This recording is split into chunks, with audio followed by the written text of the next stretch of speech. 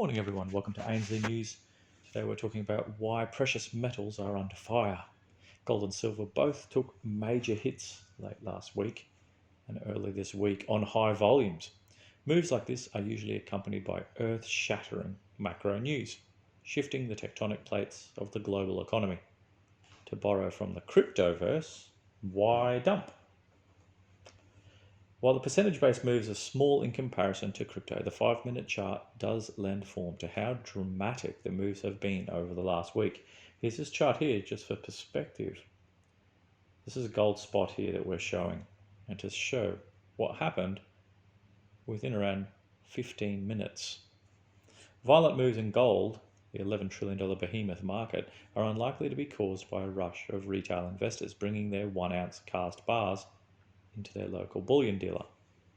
The cause of that second flash crash was over $4 billion worth of COMEX gold contracts being dumped in a liquid period of the market, further triggering stop losses having breached the death cross and support of US 1750.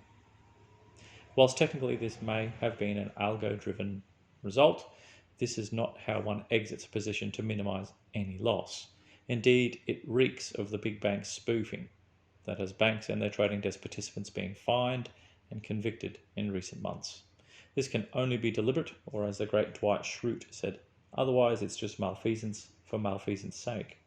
The waves of selling have abated for now and the prices have stabilised around that 1730 mark, and indeed rallying strongly to 1750 last night. These current levels are comfortably above the long-term line in the sand, support levels at 1680. Here's another chart here showing that gold spot 1 week chart going all the way back to 2007. Following the line across the page, investors can still scoop up gold for prices around the old highs of 2011 and 13. The initial major waves of selling were notionally on the back of better than expected employment data coming out of the US. The US Labor Department reported on Friday that non-farm payrolls employment increased by 943,000 jobs in July. What mainstream media hasn't emphasised is that 25 states, all led by Republican governors, have been withdrawing from the federal funding provided through the CARES Act of March 2020. The program initially bumped up unemployment benefits by $600, and now recipients are only entitled to have $300 above what they were entitled to under state law. While the federal program is only due to expire on the 6th of September this year, Republican governors have been withdrawing early in a bid to clear up labour shortages. Here's this little chart here showing the states that are opting out of federal unemployment programs. It may be going out on a bit of a limb, but reducing the incentives not to work may have encouraged people to go out and take some time off the jobs that were waiting to be filled.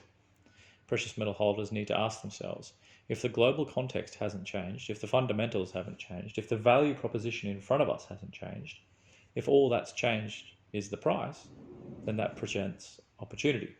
Value investors have traditionally looked for price and value to diverge in emotional and reactive markets and sought to trade the difference. When such opportunities to buy physical precious metals are presented on a silver platter from paper COMEX anomalies, well, all the sweeter. Our business is arguably where the rubber hits the road. The reaction since that Sunday night smackdown has been overwhelming. People are buying the dip with gusto. It's been our busiest week so far in months. And finally, speaking of context, in a macro setup where commodities look about to take off on a sticker rather than transitory inflation, the implications for the numerator, or gold, in the chart below, simply can't be ignored. Here's this tweet here from Ottavio Costa. Precious metals are now at their cheapest levels relative to other commodities since 2009.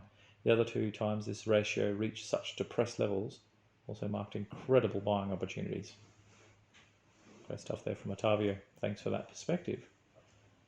And that's news for today, everybody. Jump over to ainslebullion.com.au and you can purchase gold and silver online instantly and have delivered to you. If you're in our Brisbane or Melbourne region, you can always buy from our offices there. Be sure to respect your COVID lockdown rules in your area. ainsleywealth.com.au for crypto.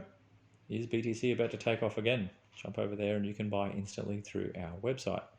And goldsilverstandard.com. Check out our own crypto, built and backed by real gold and silver.